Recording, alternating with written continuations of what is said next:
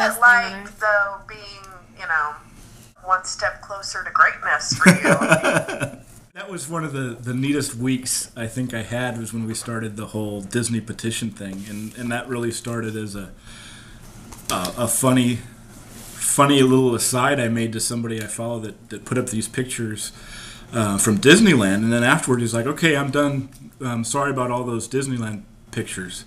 And I tweeted back, I said, "Never apologize for Disneyland, and let me know when they make Tom Sawyer into Lost Island." And I said, that's a good idea. And so I tweeted it out to everybody, not just to him, that I totally think Tom Sawyer Island should be made into Dharma Island or Lost Island or whatever, and that Jeff Jensen happened to see it and agree with me and cause Damon Lindelof to comment to him was just mind-blowing. Yeah. It's like the coolest set of dominoes ever. Oh, yeah. So we started the petition, and it started like in December. Yeah. And by the end of December, we had about 4,300. And by the end of January, December, we had about 300, 400 signatures. The first little pip of it didn't go very far. And then I got a couple interviews from a couple different people, some from Examiner.com, 2 people from there interviewed me.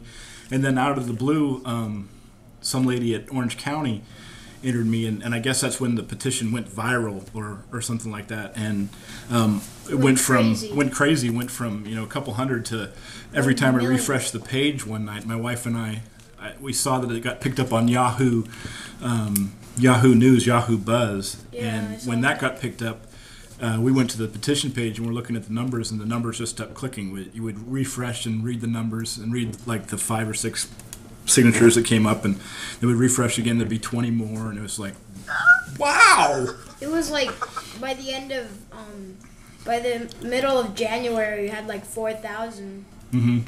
Wow! It was crazy. And so the lady that interviewed from Orange County says, "Well, what are you going to do with this?" And I'm like, I don't know. This was just a little joke thing. I didn't think it would really go. And then it got a mention in Doc's column, and a mention in a couple other places. And some people said and some people went yay. And so I said, okay, I got to figure out what I'm going to do with it. And then it came up they were going to do the sunset on the beach, and I said, okay, this is what we're going to do. I'm going to close it off at a decent number, and we ended up cutting off the signatures at 4815, which is the 4815, the first 3 numbers of the numbers. So that was a good round number for us to stop on. And then I tried to print it and get it sent to Amy, or at Aohora in Hawaii, because she was going to go to Sunset on the Beach, and maybe she could find a place to do it. And so we got a bunch of, and then she's friends with Karen of Karen's Lost Notes, and they were going to take them and go and try and get it there.